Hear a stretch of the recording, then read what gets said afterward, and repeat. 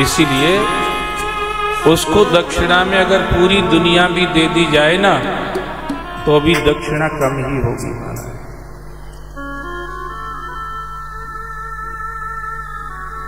गरुड़ जी ने काकभूषुंड जी से कथा सुनी। गरुड़ जी भगवान के वाहन हैं, श्री हरि के वाहन हैं गरुड़ जी। कथा सुनी काकभूषुंड जी से, मन में सोचने लगे कि कथा सुनी है तो दक्षिणा तो देना चाहिए, और मैं तो श्री हरि का वाहन हूँ, बहुत स्टैंडर्ड का व्हीकल हूँ, मुझे मेरे लेवल की कोई दक्षिणा देना चाहिए, ऐसा गरुड़ जी सोचने लगे। तो गरुड़ जी ने वैकुंठ की हर वस्तु को देखा, जो कुछ भी वहां है सब कुछ देखा। सालोक्य, सारूप्य, सामीप्य, सार्ष्टी, सायुज, ये 5 प्रकार की मुक्तियों को प्राप्त जीवों को भी देखा। जैसे जिस भावना से जिसने भजन किया था उसको वैसी मुक्ति मिल गई थी। कोई भगवान के रूप पा सकते तो उनको भगवान का रूप मिल गया था, कोई भगवान के समीप रहने की इच्छा करते थे तो उनको भगवान का सानिध्य मिल गया था।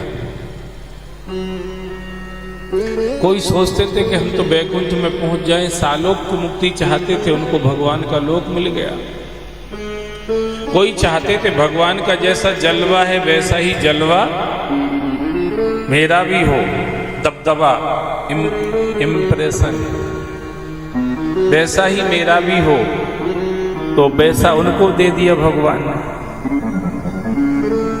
कोई सोचते थे हूबहू भगवान बिल्कुल वैसा ही मैं हो जाऊं, हूबहू भगवान ने उनको वैसा ही कर दिया। ये सारी मुक्ति प्राप्त जीव भगवान के लोक में थे, और इसके अलावा अणिमा, महिमा, लगिमा, गरिमा, काम्या, प्राक्याम्या, इष्टा, वस्ता, काम वस्ता, ये जो अष्ट सिद्धियां नवनिधियां हैं ये भी भगवान के वहां अटकेलियां कर रही थी। सतचित और आनंद, सच्चिदानंद स्वरूप भगवान का धाम वो तो है ही सही। जन्म मरण की अनंत परंपरा से ऊपर न तद्भास्ते सूर्यो न शशांको न पावकः, यद गत्वा न निवर्तन्ते तद्धाम परमं, आ ब्रह्म भुवनान लोका पुनरावर्तनो अर्जुन माम उपेत्य तो कौन्ते पुनर्जन्म विद्यते।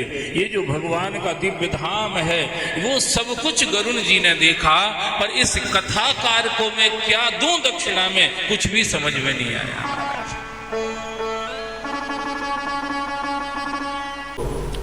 कथा कहने वाले लोग होते हैं वो हमको ज्ञान, भक्ति और वैराग्य के ट्रैक पर सैर कराते हैं।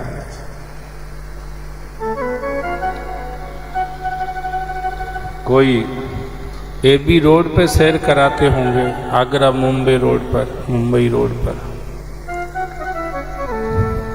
कोई आपको ऊना से कांगड़ा की सैर कराते होंगे, पर जो गुरुजन होते हैं वो ज्ञान की ट्रैक की सैर कराते हैं, भक्ति के बगीचे में सैर कराते हैं, वैराग्य के एकांत में तुमको ले जाते हैं। इसीलिए कथा सुनाने वाले, सत्संग सुनाने वाले जो लोग हैं, इनके लिए दक्षिणा में देने की अगर बात करें तो त्रिलोकी को भी अगर दे दिया जाए तो भी कम ही पड़ेगा महाराज।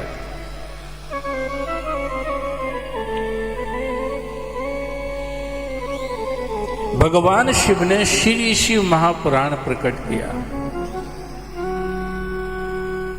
लाभ देखिए, देवराज ब्राह्मण जो स्वयं महापाप करता करता अपने जीवन को जी रहा था, महापाप करता करता। लोग कितनी सावधानी से जीना चाहते हैं, उठ करके सुबह स्नान करते हैं, पूजा पाठ करते हैं, मंदिर जाते हैं, प्रणाम करते हैं, गो ब्राह्मण सेवा करते हैं, सत्संग करते, भजन करते हैं और बड़ी पवित्रता से रहते हैं। कितनी सावधानी से जीवन जीने चाहते हैं, जीते हैं। ये देवराज द्विज पाप ही पाप करता जा रहा था, जैसे जिंदगी बढ़ती जा रही थी।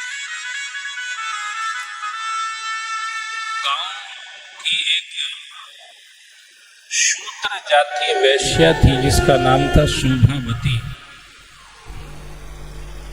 उसमें इस देवराज ब्राह्मण का मन अटक गया महाराज, और उसके चक्कर में पड़ के इसने अपने माता पिता और पत्नी की हत्या कर दी।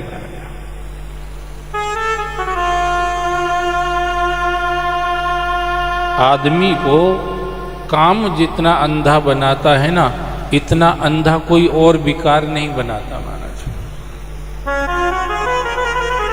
कामी आदमी को कुछ नहीं दिखता है, कामी आदमी घोर अंधकार में चला जाता है, उसको कुछ नहीं दिखता है। अपना कौन है, पराया कौन है, अच्छा क्या है, बुरा क्या है, हित किसमें है, अहित कहाँ किसमें है, ये कामांध व्यक्ति को ये कुछ भी समझ में नहीं आता।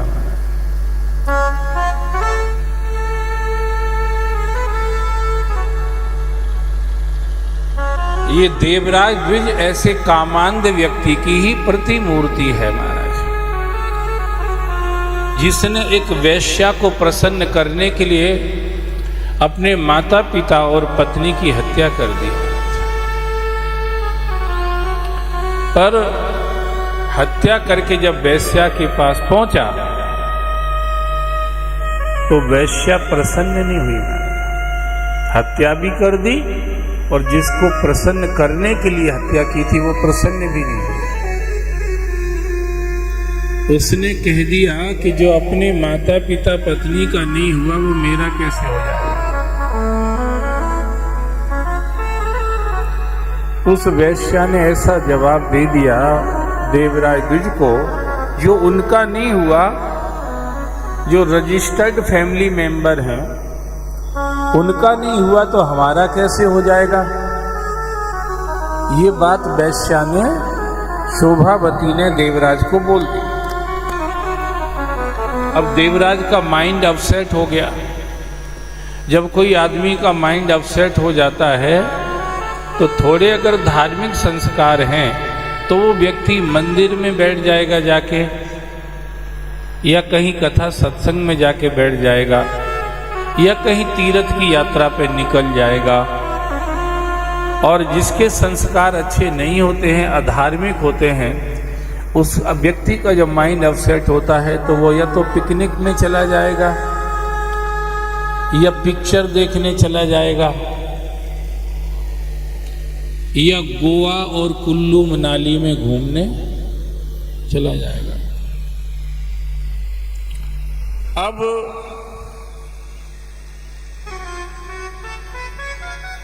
देवराज द्विज का जो दिमाग था वो खराब हुआ। जा तो कहीं और रहा था, पर रास्ते में एक शिवजी का मंदिर मिला। शिवजी के मंदिर के प्रांगण में जैसे इसने प्रवेश किया तो देखता क्या है, वहां पर श्री शिव महापुराण की कथा चल रही थी। कथा की आवाज आई तो इसने जल्दी से निकलने की कोशिश करी कि कथा वथा से अपने को कोई लेना देना नहीं है। पर ईश्वर की कुछ लीला ऐसी हुई कि उसी समय इसको तेज बुखार, 104 डिग्री वाला बुखार आ गया इसको। अब बेचारा क्या करे, कुछ चल फिर भी नहीं पाए इतने तेज बुखार में, तो उसी मंदिर के प्रांगण में पड़ गया। अब पड़ गया तो कथा तो चल रही थी।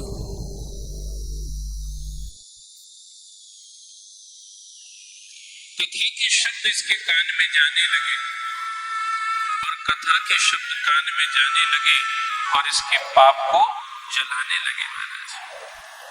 जैसे अभी हम लोग भी कथा सुन रहे हैं, बाहर से ऐसा लग रहा होगा कुछ भी नहीं हो रहा है, बैठे हैं खाली, पर अंदर जब हम देखेंगे अपने, तो हमारे पापों के जो पोतले पहाड़ जो अंदर रखे हुए हैं, ये भगवान की कथा के शब्द उसको जलाते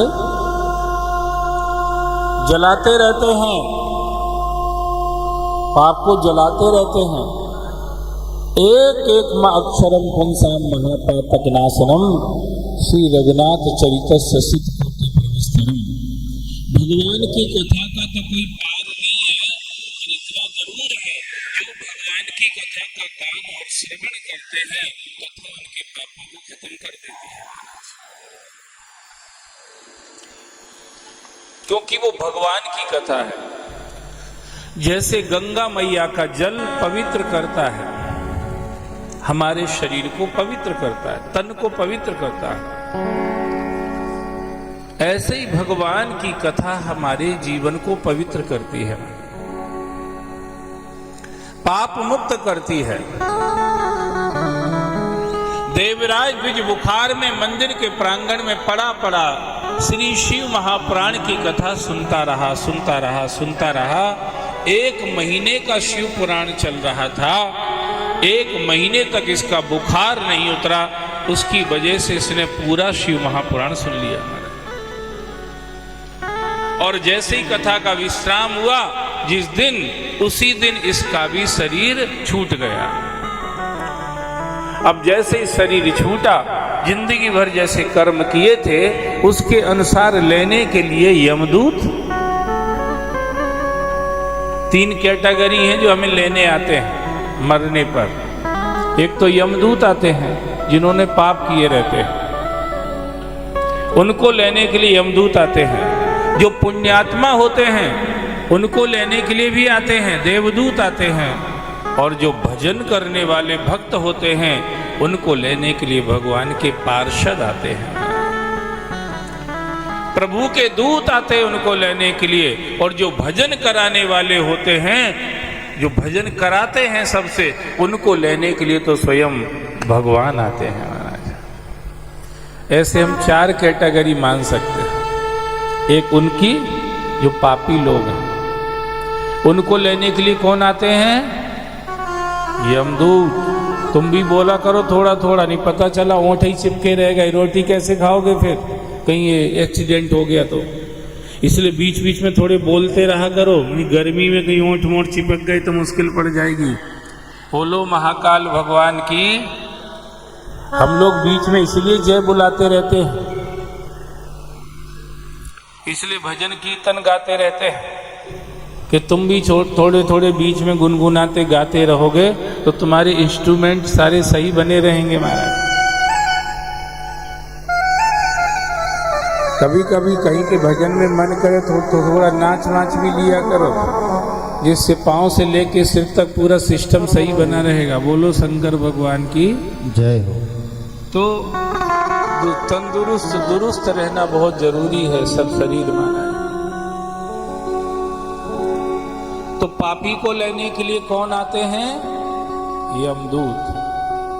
पुण्यात्मा को लेने के लिए कौन आते हैं? देवदूत। भजन करने वालों को लेने के लिए कौन आते हैं? भगवान के दूत। और भजन कराने वाले को लेने के लिए कौन आते हैं? स्वयं भगवान।